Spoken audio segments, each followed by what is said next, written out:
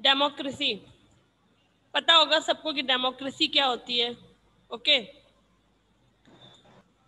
Democracy फिर भी जिन लोगों को नहीं पता एक बार उनके लिए बता दूं, डेमोक्रेसी होती है लोकतंत्र। ओके, जनता का जनता के द्वारा और जनता के लिए शासन, जिसमें हम अपने बीच से किसी व्यक्ति को चुनते हैं और वो हमारी मांगों को पूरा करने के लिए संसद तक जाता है और हमारी डिमांड्स पूरी करवाता है। तो हमने अपने लिए चुना, तो इसीलिए कहा जाता है जनता के लिए, for the public, to the public, by the public. Okay, कि जनता के द्वारा जनता के लिए होता है वो, और जनता के द्वारा जनता के लिए, और जनता का जो व्यक्ति है वो एमएलए बनकर जाता है। तो वो चीज डेमोक्रेसी है, स्वतंत्रता, लोकतंत्र, जिसमें जनता शासन करे। ठीक है, जो शासन चल रहा है, जैसे मोदी जी हैं, वो एक एमएलए बने और उनको लोगों ने चुना, तो वो कौन है? एक आम पब्लिक ही तो है जो वहां तक गए हैं, उनकी पहचान वहां जाने के बाद बनती है। ओके, तो इसीलिए अब्राहम लिंकन ने कहा था, democracy is for the public, to the public, by the public. Democracy जो होती है वो जनता के लिए, जनता के द्वारा और जनता की होती है, के लिए होती है। मतलब जो डेमोक्रेसी का रूल है, to the public, for the public and by the public, जनता का जनता के द्वारा जनता के लिए। तो डेमोक्रेसी आई थिंक में भी सबको समझ में आ गया। एक बार हम फिर आगे चैप्टर को कंटिन्यू करते हैं। Lesson 13 democracy, block 13, lesson 1 history of democracy. इतिहास क्या है लोकतंत्र का? Democracy is a form of government in which people have the power to govern. It originally comes from the Greek word demos. Democracy जो है ये सरकार का एक फॉर्म है। फॉर्म मीन्स एक तरीका है, एक टाइप है। In which people have their the power to govern, जिसमें लोगों के पास शक्ति होती है सरकार को चलाने की। अगर हम अभी किसी पार्टी का विरोध करें, ठीक है, हमारे द्वारा जिन एमएलएस को हमने चुना, जो विधायक हमने चुने थे अपने अपने एरिया से, अगर वो पार्टी का सपोर्ट करना छोड़ दे तो क्या होगा? पार्टी टूट जाएगी और पार्टी बर्खास्त हो जाएगी, शासन से हट जाएगी। तो क्या है, वो एमएलएस कौन है? जिनको हमने चुना ना, वो आम पब्लिक ही तो है। और अगर हम उनसे कहते हैं अपना सपोर्ट हटाइए, हमारी डिमांड्स नहीं पूरी होती, तो सरकार टूट जाती है, और सरकार के टूटने से बहुत सारे नुकसान होते हैं। तो वही चीज है यहाँ पर बताया, people have to govern it, जिसमें लोग सरकार को चलाते हैं, जनता चलाती है। It originally comes from the Greek word, और डेमोक्रेसी वर्ड जो है वो ग्रीक वर्ड से आया है। डेमो मीन्स होता है पीपल, एंड द क्रेकास मीन्स होता है रूल। एक सेकेंड, हाँ, डेमोस मीन्स होता है पीपल, एंड कैराटोस मीन्स होता है रूल, लोगों का शासन। डेमोस यानी लोगों का, डेमो मीन्स लोग, और कैराटोस मीन्स रूल, शासन। Democracy means rule of the people, लोगों का शासन होता है। Most countries in the world these days are democracies.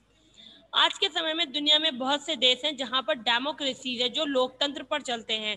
In this chapter we will read about the form of the government, और इस चैप्टर में हम गवर्नमेंट के फॉर्म के बारे में पढ़ेंगे। टाइप्स ऑफ गवर्नमेंट, मतलब कैसे सरकार चलती है, वो चीज पढ़ रहे हैं। कहीं लोकतंत्र से चलती है, कहीं पर राजतंत्र होता है, कहीं पर कुछ और सिस्टम्स हैं, तो वो अब यहाँ पर बताए जाएंगे। Democracy in Greek, democracy started in Asian Greeks around the 7th century BC। और जो डेमोक्रेसी है वो सबसे पहले ग्रीक में स्टार्ट हुई थी 7th सेंचुरी में। The states in the ancient,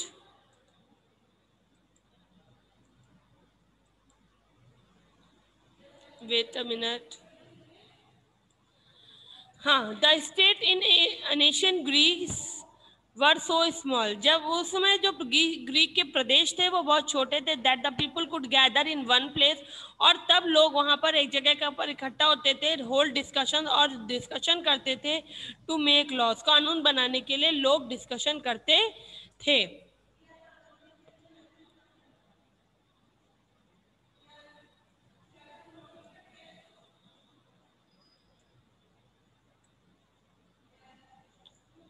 The people made decision directly on important matters, लोग जो डिसीजंस लेते थे, बनाते थे डायरेक्टली ऑन इम्पोर्टेंट मैटर्स, महत्वपूर्ण चीज़ों पर डायरेक्ट डिसीजन लेते थे, and not through elected representatives. यहाँ वो उनके द्वारा डिसीजन नहीं लेते थे जो उन्होंने चुने हैं। रिप्रेजेंटेटिव्स होते हैं जो जिनको हम चुनते हैं, लाइक दैट एमएलएज, यानी हम अपने क्षेत्र से विधायक को चुनकर संसद में भेजते हैं। तो वही चीज यहाँ पर बताई जा रही है कि रिप्रेजेंटेटिव जो होते हैं उनके द्वारा वो डिसीजन नहीं लेते थे। यहाँ पर क्या होता है, डिसीजन रिप्रेजेंटेटिव लेता है हमारा, बल्कि ग्रीस में होता था पब्लिक डिसीजन लेती थी। This form of democracy where people directly take part in their government, democracy के इस फॉर्म में जहां पर लोग डायरेक्ट डिसीजन लेते थे, डायरेक्ट गवर्नमेंट का पार्ट बनते थे। इस प्लीज माइक ऑफ कर लें।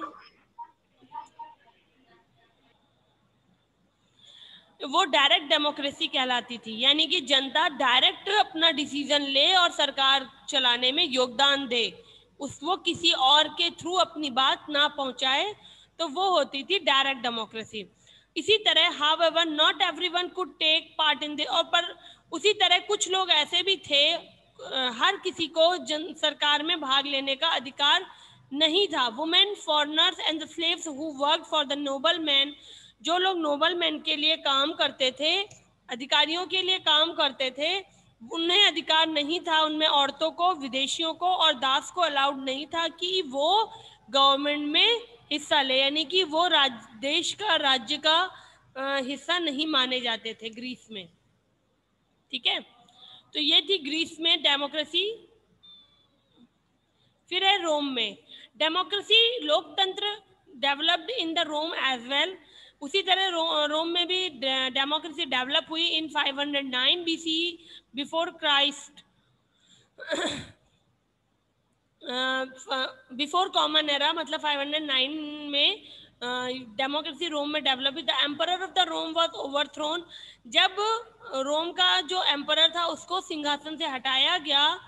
A government headed by representatives called consuls, और गवर्नमेंट के द्वारा रिप्रेजेंटेटिव्स बनाए गए जिनको कॉन्सल्स कहा जाता था, और बहुत जल्द वो पावर में आए। This consuls were elected by the citizen, और कॉन्सल्स को लोगों के द्वारा चुना जाता था, and advised by a group of senate, और उनको सलाह देता था सीनेट, जो उनके सलाह का काम होता था वो सीनेट के द्वारा किया जाता। The councils could govern the country for 1 year, councils 1 साल के लिए देश को चलाता था, शासन करता था।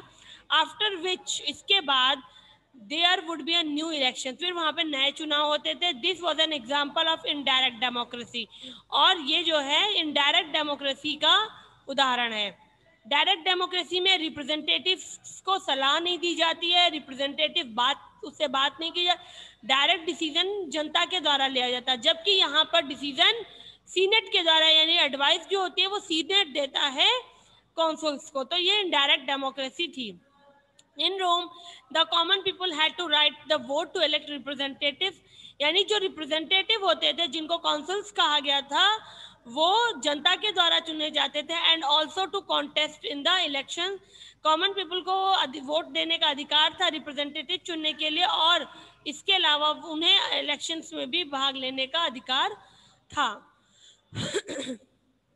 Democracy in England, England was always ruled by a king और क्वीन, इंग्लैंड हमेशा राजा और रानी के द्वारा शासित रहा है। ड्यूरिंग द 16th सेंचुरी में द किंग बिकेम वीक, जब राजा बहुत ज़्यादा कमजोर हो गया, एज पावर, शक्तियों से, were given to the parliament, उसने अपनी शक्तियां जो थी, जो जिन शक्तियों के कारण वो कमजोर होने लगा, more power were given to the parliament, ने अपनी शक्तियां पार्लियामेंट को दे दी।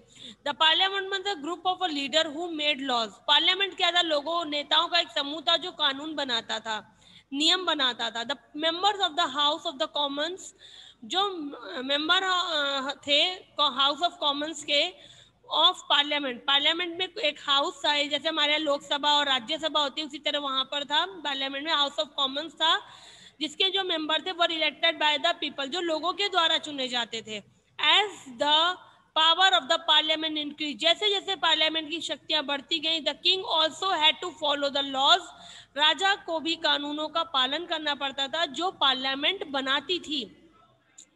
The people enjoyed many rights, लोग बहुत सारे अधिकारों को इंजॉय कर रहे थे, अधिकारों का पालन कर रहे थे, उन्हें बहुत सारे अधिकार मिले हुए थे।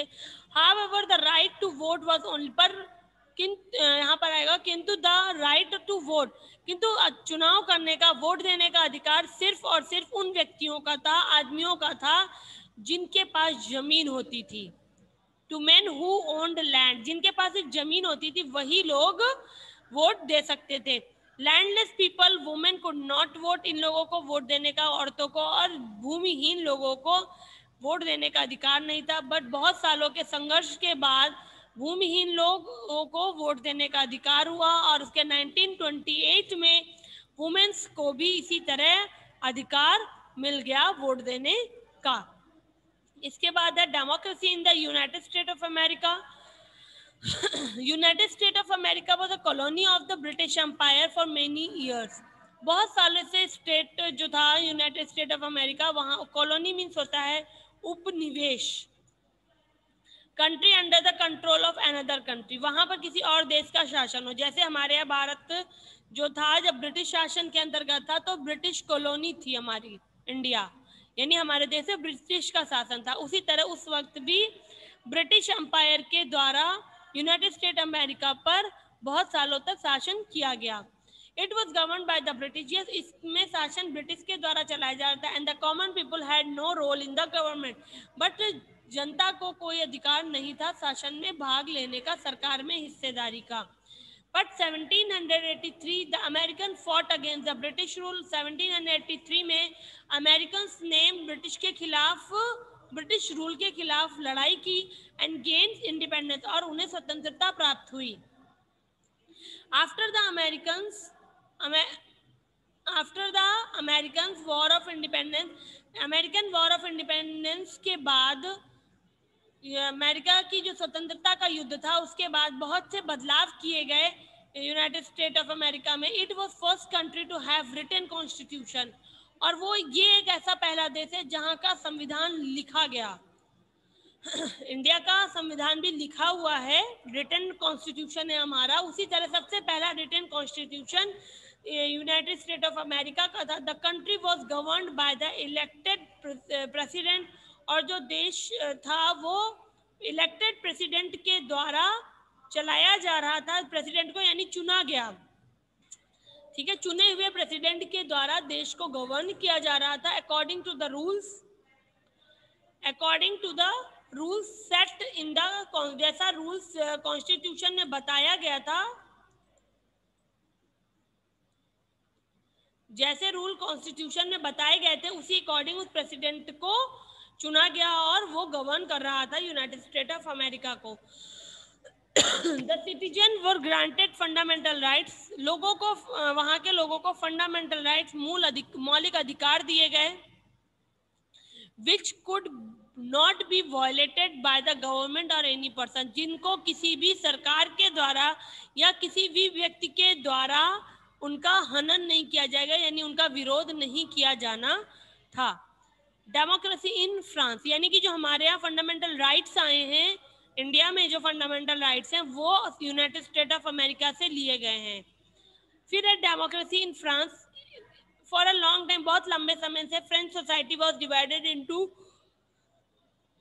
To main classes, which those who owned land and those who did not. जो फ्रेंच का समाज था वो दो भागों में बटा हुआ था, वो दो भागों में बटा हुआ था। पहला सा जिनके पास जमीन होती थी, दूसरा होता था जिनके पास जमीन नहीं होती थी। यानी पहले वाले लोग जिनके पास जमीन है वो लैंड ओनर्स हुए, और जिनके पास जमीन नहीं है वो वर्किंग क्लास हुए। तो land owners were called the landed aristocracy, उन्हें लैंडेड अरिस्टोक्रेसी के नाम से जाना जाता था, यानी भूमि जिनके पास जमीन है वो उनका स्वामित्व होता था। और उसके बाद है the other was called the working class, दूसरे को कामगार कहा जाता था, यानी काम वाली क्लास। जो वर्किंग क्लास यहाँ पर है मजदूर वर्ग कह सकते हैं, और वो थे जमींदार, एक हिसाब से आप ले लीजिए।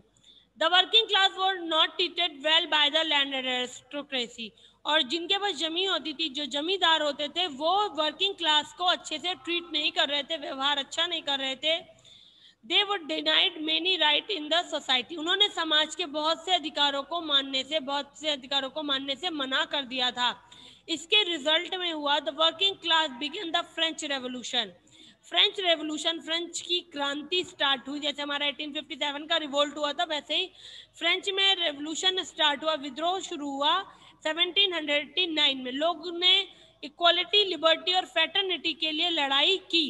इक्वालिटी मीन्स होता है बराबर, समानता के लिए, लिबर्टी मीन्स होता है उदारता के लिए, और फ्रेटर्निटी मीन्स होता है विश्व बंधुत्व के लिए, भाईचारे के लिए लड़ाई की लोगों ने। आफ्टर दिस रेवोल्यूशन, इस क्रांति के बाद डेमोक्रेटिक गवर्नमेंट बनाई गई, लोकतंत्र की सरकार बनाई गई।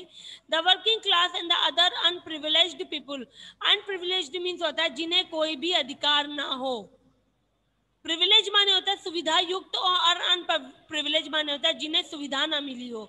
जैसे हम लोग प्रिविलेज्ड पर्सन में आते हैं, बट वो लोग जिन्हें कोई अधिकार, अभी तो सबको सब अंडर प्रिविलेज हैं, सबको सुविधाएं मिली हुई हैं, सबको अधिकार मिले, बट एक समय था जब उच्च वर्ग जो होता था, हाई क्लास जो होता था, उसको, आज भी अगर आप देखते हो, एग्जाम्पल ले लो कि हायर क्लास को अलग सुविधाएं मिली हुई हैं, फिर लो मिडिल क्लास को अलग सुविधाएं हैं, और लोअर क्लास के पास अलग सुविधाएं हैं। तो उसी तरह उस वक्त ज्यादा था कि सिर्फ हाई क्लास को ही सुविधाएं मिली हुई थी, वो ही सुविधा युक्त होते थे, बाकी सब अनप्रिविलेज्ड पर्सन होते थे। तो इसलिए यहाँ पर बताया गया the working class and the other unprivileged people, जो असुविधा युक्त लोग होते थे, जिन्हें सुविधाएं नहीं मिलती थी, वो उन लोगों को स्वतंत्रता मिली, gain the freedom to speak, बोलने की स्वतंत्रता मिली, एंड एक्सप्रेस देयर व्यूज, अपने विचारों को कहने की, जिसको हम हिंदी में कहते हैं अभिव्यक्ति की स्वतंत्रता मिली। And also treated as equal, और उन्हें बराबर के साथ, समानता के साथ ट्रीट किया जाने लगा। The French revolution made the common people powerful, और फ्रेंच रेवोल्यूशन ने साधारण जनता को शक्तिशाली बना दिया। This became an important feature of democracy, और यही डेमोक्रेसी का सबसे इम्पॉर्टेंट फीचर है। Equality and liberty were clearly important features for the France new democracy, और जो फ्रांस की नई लोकतंत्र सत्ता थी, उसमें भी इक्वालिटी और लिबर्टी सबसे महत्वपूर्ण तत्व के रूप में थे। फिर democracy in the 20th century, the rise of the three leaders, तीन नेताओं के उदय होने पे, Adolf Hitler in Germany, Benito Mussolini in Italy, and Hirohito in Japan, in led to the second world war from 1939 to 45। इन तीन नेताओं के उदय होने से सेकेंड वर्ल्ड वॉर हुआ, जो आपको ईयर बताया 39 to 45 चला। हिटलर, मुसोलिनी और Hirohito were all the authoritarian government, ये अथॉरिटियन गवर्नमेंट थे। अथॉरिटियन माने होता है demanding others to obey order without giving any freedom, बिना स्वतंत्रता के लोगों से इच्छा करना कि वे उनके ऑर्डर्स को माने, मतलब उनके ऑर्डर्स को फॉलो करें, उन्हें कोई भी तरह की स्वतंत्रता ना दी जाए। ये जो तीनों लोग थे, ये अथॉरिटियन गवर्नमेंट्स के हेड थे, जो सिर्फ अपने रूल्स बनाते थे और लोगों को फ्रीडम नहीं, बट लोगों को मजबूर किया जाता था उन रूल्स को फॉलो करने के लिए। Under their rule the freedom of the people was limited, इनके शासनकाल में लोगों की जो स्वतंत्रता थी वो एक लिमिटेड थी। England and France along with a few other countries of Europe, England और फ्रांस के साथ साथ कुछ यूरोप के अलग कुछ और भी देश थे जो along with the few other countries of the Europe, Asia, Africa and North America fought against the dictatorial rule of the Hitler and the Mussolini। Dictatorial कहा जाता है telling other what to do, लोगों को क्या करना है बताना, dictatorship, तानाशाही, यानी कि यूरोप के कुछ देश जैसे कि इंग्लैंड, फ्रांस के साथ साथ कुछ और भी देश थे यूरोप के, और Asia, Africa, north America B fought against the dictatorial rule of the Hitler and Mussolini. Hitler और मुसोलिनी के डिक्टोरियल रूल यानी तानाशाही के जो नियम थे उनके खिलाफ लड़ रहे थे। एट द सेम टाइम उसी समय many countries of the Africa and Asia were fighting for freedom. और उसी समय बहुत से कुछ देश थे जैसे अफ्रीका और एशिया, उन्होंने स्वतंत्रता के लिए लड़ाई शुरू की against the colonial rule. Colonial rule means यहाँ पर होगा जो मैंने आपको बताया कि जो देश कोई देश किसी दूसरे देश पर शासन करे, यानी एशिया में अगर देखा जाए हमारे भारत में तो ब्रिटिश के खिलाफ हमने लड़ाई स्वतंत्रता के लिए करना शुरू किया। Many countries with in the end of the second world war के एंड होते होते many countries of the Asia और अफ्रीका बिकेम इंडिपेंडेंट। एशिया और अफ्रीका के बहुत से देश जो थे वो स्वतंत्र हो चुके थे। Many of these countries choose democratic government. इनमें से बहुत से देशों ने डेमोक्रेटिक गवर्नमेंट्स को चुना because they gave power to the people, क्योंकि वो लोगों को शासन करने का गेव पावर, लोगों को शक्ति देना चाहते थे शासन करने की, rather than to one person one group. किसी अन्य लोगों के समूह के द्वारा या किसी एक व्यक्ति के द्वारा शासन किया जाए, इससे अच्छा है कि लोगों को शक्ति दी जाए कि वो खुद ही शासन करें। ड्यूरिंग द पीरियड, और उसी समय the right to vote was granted to all adult citizen. सभी अडल्ट सिटीजन्स को यानी कि 25 ईयर्स के जो सिटीजन थे उनको वोट देने का अधिकार दिया गया, including women in many countries. और इसके साथ साथ उन औरतों को भी बहुत से देशों में अधिकार दिया गया जहां पर वो औरतों को वोट देने का अधिकार नहीं था, वहां भी ये चीज लागू कर दी गई। The government of these countries, इन देशों की जो सरकार थी, took steps to end discrimination in society। इन देशों की सरकार ने कदम उठाए एंड डिस्क्रिमिनेशन, समाज में जो भेदभाव होता था उसको खत्म करने के लिए कदम उठाए। To make sure that everyone was treated as equal, और ये बात निश्चित करी कि सभी के साथ एक जैसा व्यवहार किया जाए। अब आपके यहाँ पर क्वेश्चन आंसर्स हैं जो आपको एक बार आप रीड कर लीजिए।